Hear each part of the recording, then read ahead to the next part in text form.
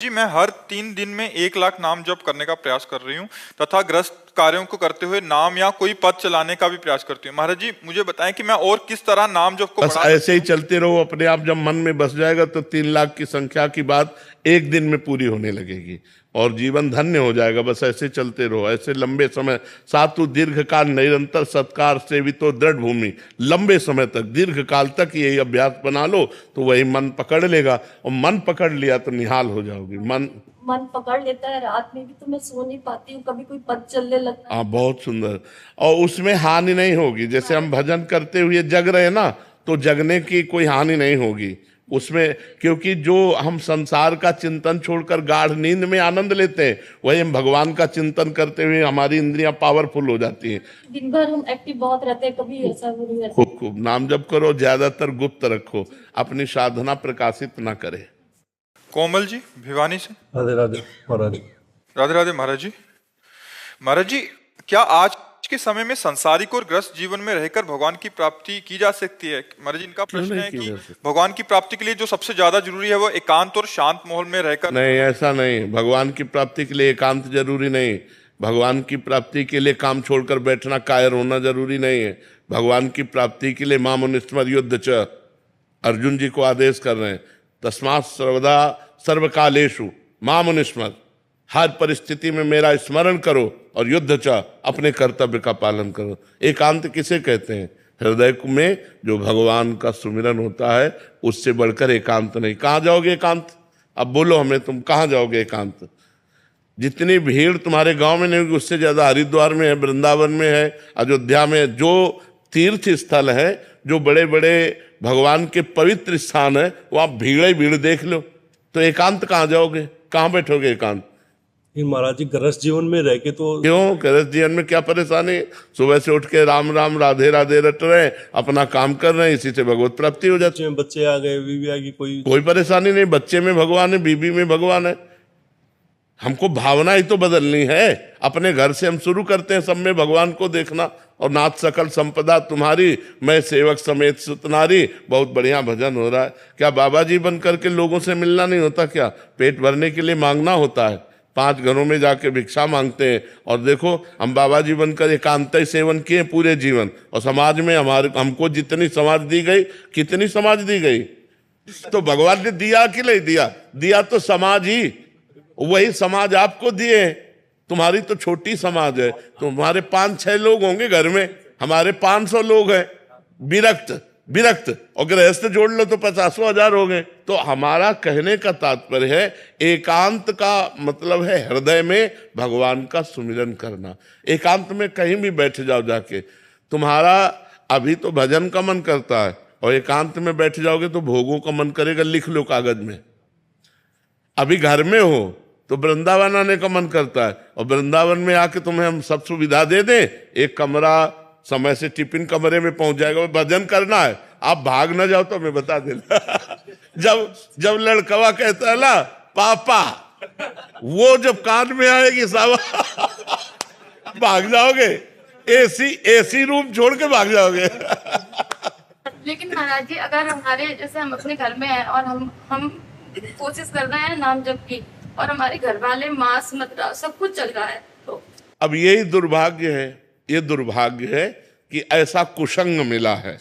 मतलब अब इसको हम क्या कह सकते हैं कि एक व्यक्ति है जो भगवान के नाम का जप करना चाहता है, भगवान, लेकिन फिर भी भक्ति हो सकती है। क्योंकि जब लंका में भक्ति हो सकती है तो भक्ति हो सकती है, नहीं हो सकती? भगवान विभीषण जी से कह रहे हैं, जिम दसनन मो जीभ बिचारी, जैसे 32 दांतों के बीच में बड़ी कोमल जीभ रहकर अपना काम चला लेती है, नहीं चला रही, ऐसे ही लंका में पूरा लंका निश्चर निकर निवासा। यहां कहां सज्जन करवासा, लेकिन वहां भी विभीषण जी ने भक्ति की। ऐसी भक्ति की कि भगवान ने कहा तुम सरीखे संत प्रेम हो। और वहां तो हमें लगता है केवल विभीषण जी ऐसे होंगे जो मांस न खाते होंगे, नहीं तो सब मांस खाने वाले थे। मदिरा और मांस का तो वहां मतलब आहार ही था। कुंभकर्ण के लिए पूरा एरिया जमा किया जाता था। जब जगता था तो एरिया के भैंसे खा जाता था। जैसे अपने पकौड़ा खाते हैं ना, ऐसे वो भैंसे खाता था। भैंसे है, बकरी है, सब मतलब तभी भगवान ब्रह्मा जी ने उसे 6 महीने सोने का, कि एक दिन जगे 6 महीने सोए ले तो पूरी सृष्टि का आहार कर जाएगा। ऐसे लोगों के बीच में रहकर उसने भजन किया। तो आप घबराइए मत, वो जो जैसा करेगा वैसा फल पाएगा। आप अंदर ही अंदर राधा जपिए, अंदर अंदर इसलिए करें कि बाहर कंठी बांधोगे, तिलक बांधोगे तो मांस मदिरा पीने वाले लोग वो आपका हो सकता है विरोध करें। तो हमें लगता है भक्ति विरोध नहीं। अगर कोई कह रहा कंठी ना बांधो तो ये ले उतार के रख दिए। भक्ति अंदर का विषय है, बिल्कुल संसारी बन के रहो और अंदर राधा राधा जपो, तुम्हें भगवान की प्राप्ति होगी। भजन से भगवान की प्राप्ति होती है, ना कि बाबा जी बनने से भगवान की प्राप्ति होती है, ना कहीं भागने से भगवान की प्राप्ति होती है। सच्ची मानो, आप अपने घर में मेहनत की कमाई का जो अन्न पा रहे हो और जो भजन कर रहे हो और कभी भूखे टूटे को आपने भोजन करा दिया, ये सबसे बढ़िया बात है। हम लोगों का हिसाब कटता है, जो हम वस्त्र पहने इसमें इसका भजन जाता है, जो प्रणाम करते हैं उनको भजन जाता है, जो भोजन देते हैं उनको भजन जाता है। ये सब फ्री नहीं है, यहाँ सबका टैक्स है। और अगर भजन कम पड़ गया तो हमको नरक जाना है।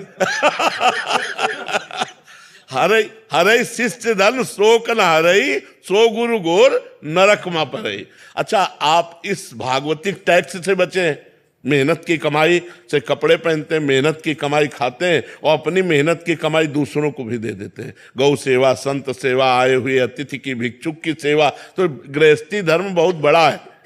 हम लोग गृहस्थी धर्म में ही पैदा हुए और गृहस्थी धर्म से ही हमारा पोषण होता है। पोषण भी गृहस्थी धर्म से होता है। अगर ये आप लोग समझते हो कि गृहस्थी धर्म में भगवत प्राप्ति नहीं हो सकती, तो आप सच्ची मानो, सबसे पहले गृहस्थी को भगवत प्राप्ति होगी। पर धर्म से चले। अब पराई बहनी बिटिया से गंदी बातें करो, शराब पियो, मांस खाओ तो नरक जाओगे। चाहे और अगर अच्छे आचरण करोगे, 4 रोटी अपने से बचा करके गौ सेवा, संत सेवा में दे दी, तो वही तुम्हें भगवत प्राप्ति कराएगा। खूब नाम जप करो, कोई परेशानी नहीं। कहाँ भाग के जाओगे? आज हमें एकांत बता दो, कहाँ एकांत है? कहीं एकांत नहीं बचा। हिमालय में भी चले जाओ तो वहां भी लोग आजकल जो है जहां भी एकांत समझते हो वही शूटिंग शुरू है। हाँ, कि नाम पर जब करते हैं 10 मिनट एकांत में बैठ के, तो उसी टाइम पे पत्नी कुछ काम बता देती है, बच्चा कोई बात नहीं, तो उठ के खड़े हो गए, काम करने लगे, राधा राधा अपना काम करने के लिए चल दिए। राधा भगवान को एकांत में बैठकर भजन करने से नहीं मिलते। काम करते हुए भजन करना सबसे श्रेष्ठ बात है। झाड़ू लगा रहे, फावड़ा चला रहे, व्यापार कर रहे हैं, पानी ला रहे, कुछ भी काम कर रहे, राधा राधा राधा राधा, क्या जाता है? माले चलाने से भगवान प्राप्त होते हैं, भगवान सुमिरन करने से प्राप्त होते हैं। हम सुमिरन करें भगवान का, माला के बिना सुमिरन करें। गिन लो भगवान, तुम गिन लो, वो तो सब जान ही रहे हैं।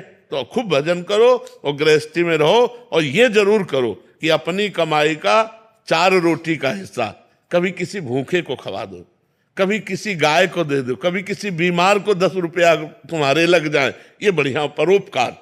परोपकार ये गृहस्थी में जरूर करना चाहिए और नाम जप करना चाहिए और भगवान के आश्रित रहना चाहिए। आश्रित का मतलब नाथ सकल संपदा तुम्हारी, मैं सेवक समेत सुतनारी। बढ़िया भजन है, कोई परेशानी नहीं, कहीं भागने की जरूरत नहीं, ये सोचने की जरूरत नहीं कि बाबा जी ज्यादा भजन कर लेते हैं। ऐसे किया ना आपने, ऐसे इसका भी टैक्स है, हमारा भजन जाएगा आपके पास। आप साष्टांग लौट गए ना, ये खुशी की बात नहीं है। तुम्हारे पुण्य जा रहे हैं। अगर भजन नहीं करोगे तो वो साष्टांग वाला पुण्य ले गया और तुम नरक जाओगे। बहुत होश की बात है, ये कोई खिलवाड़ नहीं। ये जो सिद्ध पुरुष भजन में निरंतर लगे, उन्हीं से जगत का कल्याण होता है, वही मंगल होता है। नहीं तो एक एक का टैक्स है। जैसे भारत सरकार का हर वस्तु में टैक्स है ना, ऐसे भगवान का टैक्स है, हर एक चीज में टैक्स है। कोई तुम्हारे पैर छू रहा, कोई तुम्हारी बड़ाई कर रहा, कोई तुम्हें प्रणाम कर रहा, कोई वस्त्र दे रहा है, कोई भोजन दे रहा, कोई धन दे रहा है, वो सब भजन ले रहे हैं। वो हमारा सब भजन ले रहे हैं, कोई खिलवाड़ नहीं है।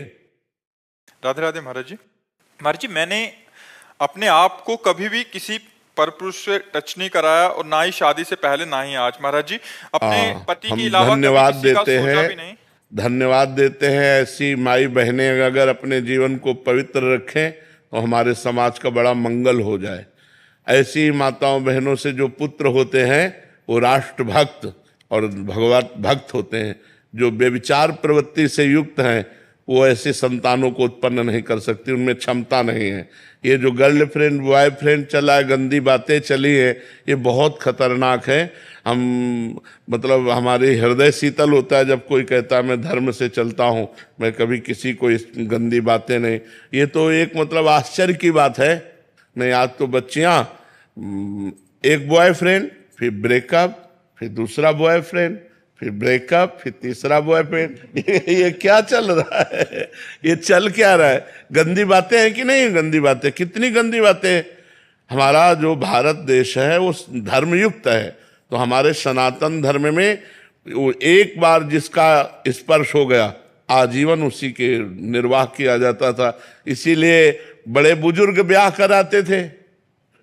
लड़की लड़का परस्पर देखा नहीं, बड़े बुजुर्ग ब्याह करा, पूरे जीवन निर्वाह होता था। और यहाँ प्रेम विवाह होता है, साल भर में तलाक हो जाती है, 6 दिन में तलाक हो जाती है। प्रेम करे तो थोड़ा निर्वाह करना भी सीखे। प्रेम करने वाला सहनशील होता है, अपने प्यारे को सुख पहुंचाता है। आज का समय तो बहुत धन्यवाद है। जैसा आप, क्या प्रश्न है आप? महाराज जी, आप कह रहे हैं कि मतलब अपने पति देव के अलावा मेरा कोई वो नहीं है, बट लेकिन महाराज जी हम दोनों में लड़ाई भी हो जाती है और गुस्से में अपशब्द हो जाते हैं। क्या मैं पतिव्रत स्त्री हूँ? हाँ, पतिव्रता बिल्कुल। हम जैसे हम भगवान के भक्त हैं और हमें कोई परेशानी पड़ी और हम उसको निपटा नहीं पाते तो हम नाराज भी होते हैं भगवान से। छोटा बच्चा जब गिर पड़ा, अम्मा दौड़ के उठाने गई तो उसने बा के थप्पड़ जमाया कि अब उठाने आए हो, जब हम गिर रहे थे तब कहाँ थी? जब हम गिर रहे थे तब छोटा बच्चा नहीं गिर जाता। और माँ थी तो माँ से ही लड़ता है माँ को, क्योंकि वो जानता है माँ के सिवा मेरा कोई नहीं है। अब मैं गिर गया तब उठाने आई हो, तो गिरने के पहले उठा लेते। ऐसे हम लोग भगवान से भी लड़ जाते हैं। तो कभी कभी जैसे आप पति से लड़ जाते हैं, ऐसे हम परम पति से लड़ जाते हैं। लड़ना भी एक प्रेम का अंग है, लड़ना भी एक प्रेम का अंग है, उसे मान कहते हैं। पर वो लड़ना ऐसा ना हो कि मतलब बीभत्स रूप न धारण करे, बीभत्स रूप न धारण करे। प्यार भाव, हम आपको प्रणाम करते हैं और धन्यवाद देते हैं कि ऐसे ही जीवन निर्वाह करना चाहिए। हमारा सनातन धर्म इसी की आज्ञा करता है, पर पुरुष स्पर्श का त्याग करके अपने पति में भगवान की भावना रखना। नहीं महाराज जी, मैं अपने पति से बहुत प्रेम करती हूँ, लेकिन जब उन्हें किसी काम से दूर जाना पड़ता है तो मैं बहुत विचलित होने लगती हूँ, मानसिक बीमार सी बन जाती हूँ। भगवान के पथ पर रहकर इस प्रेम को कैसे संतुलित करूँ? नहीं, ये नहीं हो सकता। ये ऐसा ही है। जब से तुम बिछुरे पी प्यारे कबहु न पायो चैन, दरस बिन दुखन लागे नैन। जो मैं ऐसा जानती प्रीत किए दुख होए, नगर ढिंढोरा पीटती अजी प्रीति न करियो कोय। प्रेम में अपने प्यारे को सदैव अपने समीप पाना, समीप रखना, यही पसंद है। थोड़ी भी दूरी बर्दाश्त नहीं। पर जब अपना प्रीतम, अपना प्यारा दूर जाता है तो उसी के चिंतन में, उसी के वियोग में समय काटना, ये प्रेमियों का स्वभाव है। यही प्रेमियों की महिमा है कि वो अपने प्यारे के सिवा अपने मन को शांत करने के लिए किसी दूसरी वस्तु, व्यक्ति, स्थान का वो संस्पर्श नहीं प्राप्त कर सकते। अपने प्यारे के लिए वो रो रो करके समय व्यतीत करेंगे। पर प्रेम का जो स्वभाव होता है वो यही होता है कि अपने प्यारे को समीपता चाहता है, कि आप हमसे कभी दूर ना हो, आप हमारे आंखों के सामने रहें, आप हमारे हृदय से लगे रहें। प्रेम ऐसा चाहता है। पर व्यवहार में जाना पड़ता है तो उस समय वो जो वियोग होता है वो सारे पापों को नष्ट करके भगवत प्राप्ति कराने वाला होता है। इसलिए नाम जपना चाहिए और पति का स्मरण करते हुए उस वियोग दुख को सहना चाहिए।